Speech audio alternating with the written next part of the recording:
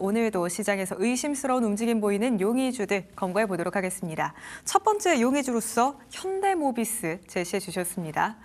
오늘 현대차 그룹주들의 움직임이 정말 매섭습니다, 반장님. 네.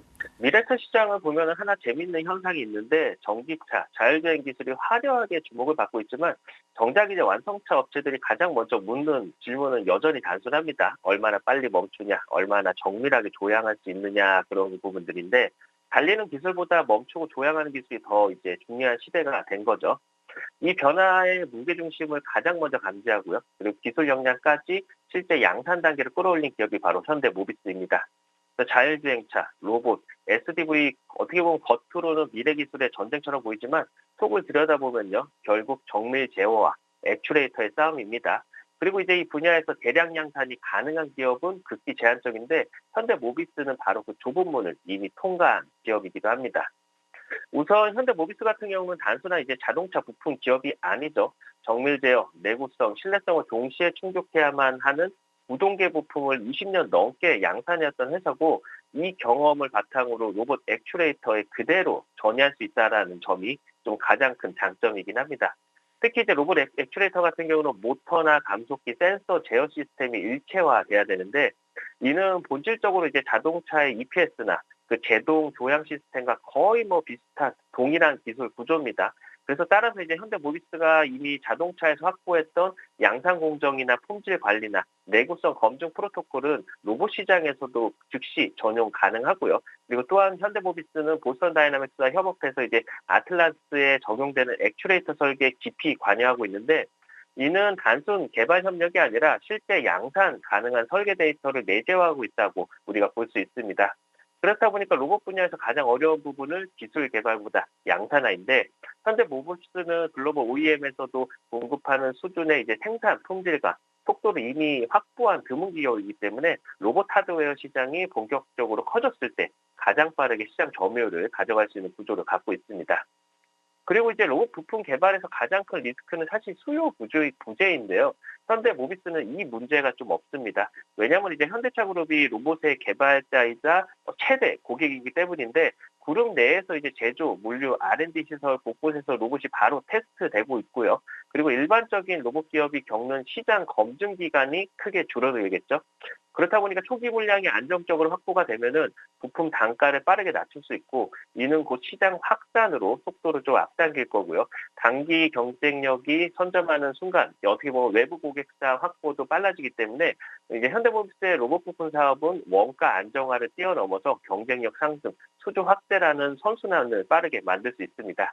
게다가 이제 모비스 같은 경우는 액추레이터에서 끝나는 것이 아니라 센서, 배터리팩, 제어기까지 로봇의 핵심 모듈 전반으로 확장할 수 있는 기술 기반을 이미 갖추고 있어서 SDV 시대에서 이제 모듈화, 패키징 기술이 중요해질수록 현대모비스는 자연스럽게 로봇 플랫폼으로까지 확장되는 구조를 갖고 있습니다.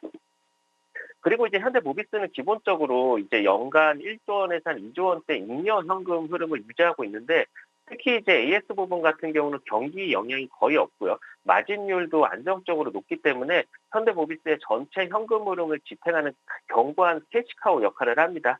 그래서 이 구조 덕분에 로봇이나 AI, 반도체 등 신사업에 대한 투자를 경기 사이클하고 상관없이 지속을 할 수 있게 되는 거고 그리고 이제 대부분의 로봇 기업은 초기 매출이 없거나 불안해서 R&D 투자 여력이 좀 부족하지만 현대모비스 같은 경우는 이미 글로벌 OEM 공급망을 기반으로 안정적인 매출과 그리고 현금을 확보하고 있어서 장기 R&D가 또 가능합니다. 그래서 이 재무 체력이 누적되면은 단순 액추레이터뿐 아니라 배터리픽이나 아까 말씀드렸던 센서, 묘들 그리고 로봇 플랫폼 구축에 필요한 설비 확장까지도 꾸준히 추진할 수 있고요.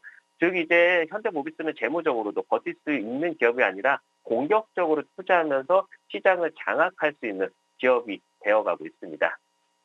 차트를 보시면은 단기 박스를 만들어주는 주가를 오늘 강하게 돌파하면서 신고가에 경신을 하는 모습입니다. 다만 이제 최고가에 근접을 한 상태인데요. 앞서서 최고가 흐름을 만들어줬었던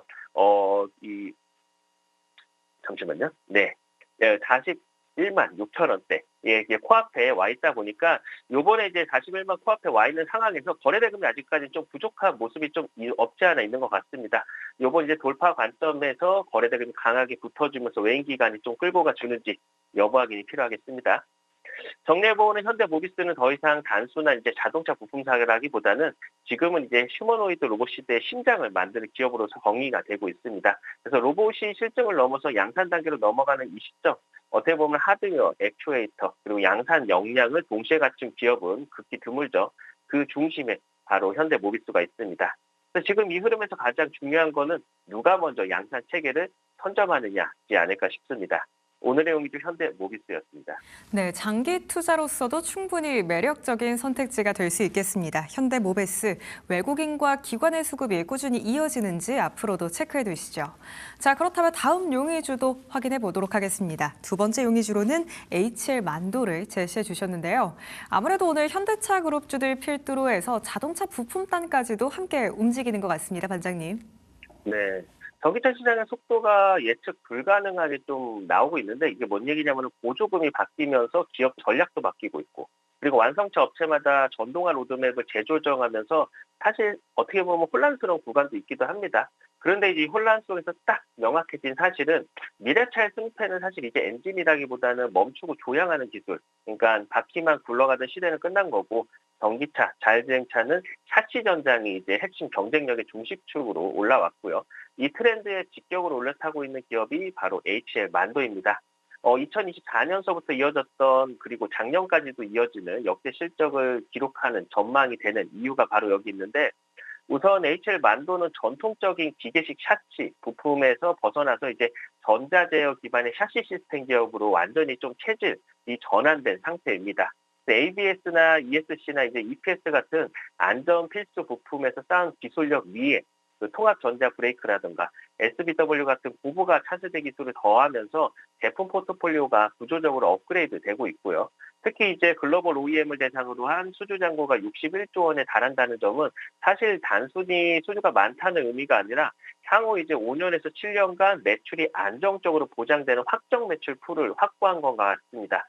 그래서 이제 멕시코나 브라질, 중국 등 이제 주요 생산 거점에서 지역별 요구에 맞춰서 빠르게 대응할 수도 있다 보니까 제조 리스크가 낮고 고객사 확대의 속도도 빠르고요.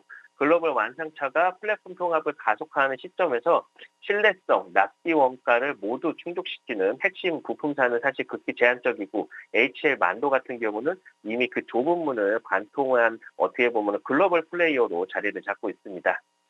그리고 이제 글로벌 자동차 시장의 가장 큰 변화는 사실 전기차 성장 둔화라기보다는 하이브리드 강세라는 점을 좀 꼽을 수 있는데 EV 보조금 축소로 인해서 순수 전기차 수요가 조정이 되니까 미국이나 유럽 OEM이 이제 하이브리드 생산을 크게 늘리고 있죠. HL 만도 같은 경우는 하이브리드 전용 브레이크 그리고 조향 시스템 공급 비중이 높아서 실적 방어력도 강하고요.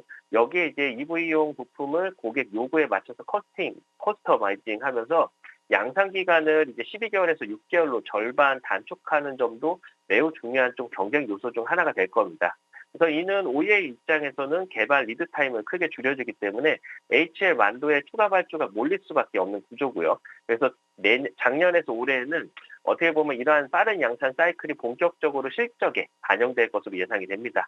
그래서 하이브리드 수요 증가와 그리고 전동화 부품 매출 확대가 동시에 발생하는 투트랙 성장 구조가 나타낼 전망이고요. 전기차 수요가 리스크가 전기차 둔화 같은 경우는 리스크가 아니라 오히려 HL 만도에게는 역설적 수혜의 요인으로 작용할 수 있다는 점이 어떻게 보면 우리가 집중해봐야 될 것 같습니다. 그리고 이제 HL 만도는 단순 자동차 부품사라고 말하기가 좀 어렵죠. 이제 브레이크, 도양, 현가 시스템을 만들기 위해서 필수적인 정밀 모터, 감속기, 제어 알고리즘, 패키징 기술을 모두 확보하고 있다는 점이 핵심인데 이 세 가지 기술이 동시에 필요한 분야가 바로 로봇, 액추레이터 시장. 그러니까 이미 다적 보행 로봇의 구동 장치를 공급하면서 기술력을 검증을 받았고요. 그리고 글로벌 로봇 기업과 파일럿 단계 테스트도 진행 중에 있습니다. 휴머노이드 시장 같은 경우는 2030년도 이후에 본격 양산이 좀 예상이 되는데 이 시장의 심장은 당연히 액추레이터고요. 전체 원가의 60에서 70%가 액추레이터가 차지를 하고 있다 보니까 이 핵심 부품을 대량 생산할 수 있는 기업은 극히 제한적이고요. 그리고 자동차 전자제어 개발이라던가 양산 경험을 그대로 활용할 수 있는 HL 만도 같은 경우는 그 몇 안 되는 공급 후보 중에 하나입니다. 회사는 2030년도까지 글로벌 점유율 10%, 그리고 매출을 2조 원을 목표로 했는데, 이는 기술, 설비, 품질, 양산 경험이 모두 갖추어야지 가능한 수치고요. 자동차에서 로봇으로 확장되는 성장 스토리가 가장 명확한 기업 중에 하나이기도 합니다. 차트를 보시면은 샤시, 전동화, 자율주행 이 모든 세 가지 모멘텀이 복합적으로 작용하다 보니까 주가는 우상향 추세를 이어가고 있습니다. 어떻게 보면은 2023년도서부터 이어졌던 박스권은 요번에 이제 강하게 돌파를 해준 상황이고요. 돌파 이후에도 거래 대금이 줄어들지 않고 꾸준히 우상향 흐름을 나타내고 있는 만큼 최근 이제 뚜렷해진 상황 속에서 이제 모멘텀과 실적이 한 번 더 발휘가 되면요. 6만 5천 원대 매물이 소화한 이후에 7만 원까지도 올라갈 수 있을 것 같으니까 요번에 매물 소화를 얼마나 빠르게 소화해 주는지 확인이 필요하겠습니다. 정리해 보면 HL 만도 같은 경우는 단순 자동차 부품주라기보다는 이제 미래의 핵심인 샤시 전동화, 그리고 전기차 하이브리드 믹스 변화에서 안정적인 수혜, 거기다가 이제 로봇 액추레이터는 신성장 촉까지 확보한 구조적 성장주입니다. 지금 시장은 사실 혼란스러울 수 있지만요, 기술 방향성만큼은 명확하고요. 멈추고 이제 조향하는 기술이 가진 기업의 미래차를 사실 지배하다 보니까 이런 전략의 축에 정중하게 있는 기업이 바로 이제 시장을 좀 쟁취해 나가지 않을까 싶습니다. 오늘의 용의주 HL 만도였습니다. 기존 사업도 잘 나가고 있고요. 새로운 성장 동력까지 안게 된 HL 만도입니다. 매물대 빠르게 돌파해 나가면서 7만 원 선까지도 넘어설 수 있을지 함께 주목해 보시죠.